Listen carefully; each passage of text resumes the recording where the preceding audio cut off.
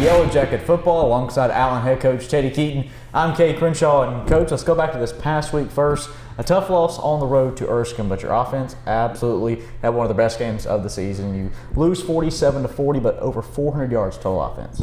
I thought it was excellent. I thought there were 7 out of 8 drives they scored. My hat goes off to them. You know, QB1 does his thing. Jaden and Jamal, those guys do their thing. They had over 100 and some yards receiving in both of them. And I think the support cast, the O-line was very interesting. They gave up 0 sacks. They blocked well in the run and the pass, and they executed and played fast this week. We don't talk about the O-line very often, and usually the old adage is if you talk about the O-line, it's never a good thing. But right. I think you look back to the season opener to now, this is a position group that's really, really grown and gotten better as they've gotten better. They've gotten better a whole lot, and I'm very appreciative of the work they put in. That Coach Quinn Richardson did a really good job with them. He's worked hard to get them to where they had to go. Let's talk about QB1. You go in, you get a true freshman quarterback out of Florida, and David Wright III. He comes into your program and he wins the job, and you say, let's go with it. You know, you got a young kid who just graduated high school not too long ago, and he's absolutely killing everybody in the conference. Almost 2,000 yards. They hit that mark this weekend. What does that mean for him? I don't even think it bothers him. He hasn't really brought it up. He just comes to play. He's having fun. He's enjoying it. He loves it. I mean, he's excited every week to go out and play, and you can tell he gets frustrated when everybody's not playing up to the level he wants them to play up at. He's just like any good quarterback. He's always pushing, and he wants to be the leader, and they follow him.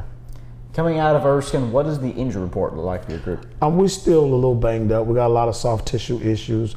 D-line is really, probably one of our soft areas where we're hurting that a lot. But I think that they'll recover. We're coming up on another bye week, so that'll give them a chance to kind of heal up and get their minds back right to be ready to play in the next week. You've got Columbus State coming up here soon. What do they present you both offensively and defensively? I mean, Columbus State's right now 7-1. In their prospective league, they're doing really well. They play in this like Christian league, and they're gonna come. They're gonna spread the ball out. They're gonna try to do the things that they do, and they like the competition. So it's a big thing for us, and we got to be ready to play football at homecoming. A big part about it is it's homecoming weekend, and groups we don't highlight too often here on the show. Let's talk about the band. I think the band this year, they've been so great at games. They bring that energy that you just can't manufacture. We sure could have used them in Due West, South Carolina. The energy there was, we had to create our own energy. But the band is awesome. I think Eddie Ellis is doing a great job. All the auxiliary services, I really appreciate, the different music they bring, the different styles, the dancers, the cheerleaders, everybody that's been around. Hat goes off to Dr. Ernest McNeely. He put this together. He had a vision, and the vision is shows. I mean, we're a nice show. When it comes on the road, we have the whole band, we have the football team, the cheerleaders, the fans are showing up. My hat goes off to them, and I appreciate the energy they try to show. We went to Erskine, and we probably had about 75 people show up to the game, and I was really proud of that. That's what the kids need to see. The kids need to see that somebody cares about them. The band of gold, establishing that gold standard. Coach, you come back home this week. You mentioned it was homecoming. This is a group of seniors that have been a part of this program for not too long. You have a very young team, but you do have a couple senior guys that are coming down the final stretch of their careers. Well, I'm excited for those guys. Those guys get this opportunity to play their last game as a Yellow Jacket. Some of them has contributed well. They were a part of the bricks. I call them the bricks of the program. They were here when nobody else was here. They stayed. They continue to stay for their 3 years, 4 years. Some of them came from 2-year colleges, and they did a really good job for the program, and my hat goes off to them. We're going to honor them later on down the road, and we'll make sure that they go away, and hopefully they be great contributors to the Yellow Jacket program in the future. We mentioned Columbus State can present you a number of things and problems with offensively and defensively. For your group, though, you come out of the loss to Erskine. What are some things you're hoping to fix in practice this week before heading into Saturday?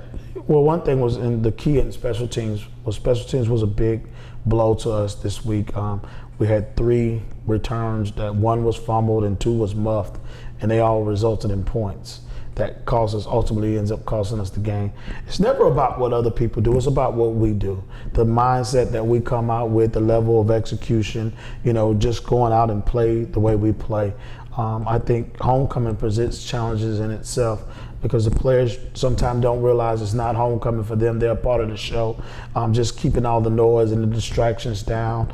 I appreciate what the campus did. They kind of kept the party into a minimum, and maybe it'll happen on Friday. Maybe they'll have enough self-discipline to go to bed at nighttime and know that I can't be a part of everything, and they'll go out and produce a good show for us. From spring practice through the summer, fall camp, and now you're here to your second to last home game of the regular season. What area have you watched your team grow the most? I think offensively they've grown tremendously. I have to give them the wide receiving core, the quarterback position, the running back position, the O-line. Even on defense, they've grown. I've seen kids who was not so good have turned into better players, and I think they're going to continue to grow. I watched them understand what to do, how to do it, and why it's important for them to do it that way.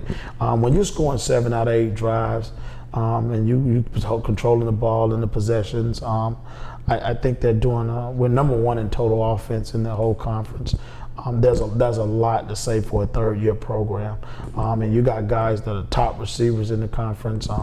It's a lot of areas that I need to be proud about, and we try to focus in on what's good, and we're going to keep patting them on the back for what's good, and you continue to get the good results. We try not to beat them up, try not to be so negative, even though that we may not net to wins. But to be in the position we're in, that if we win Saturday, we'll be at 500 again, and if we win the next week, we'll be a winning season. In a third-year program, I feel like, what more could you accomplish?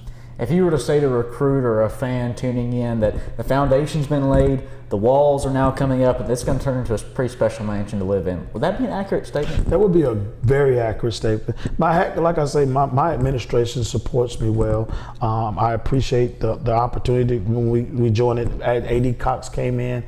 We started this mission to be able to go on a drive, and I think you'll see it in all athletics. I think everybody's going to become a brand, and that's what we're doing. We're branding Allen University, and I would say as a whole athletic department, we've put walls up. They're there. They're coming. The house of football is ready to be slept in, and I think it's going to be something that we're not going to sneak up on anybody anymore. They're going to come. They're going to be ready to play, and QB1 and the rest of his troops are going to have great days at practice. We got some areas we need to fix, as the kicking game is one of them, and also we got to fix defense and get some better recruits over there to help us so we can become a solid unit all together.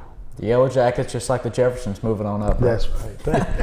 That closes out this week's edition of Yellow Jacket Football, as Allen will host Columbus State this coming Saturday down in Blythewood. You don't want to miss it. We mentioned earlier the Band of Gold. They put on a show, and the offense and defense, they're pretty good too. We'll see you next week on Yellow Jacket Football. For Teddy Keaton, I'm Steve Crenshaw. We'll see you next time.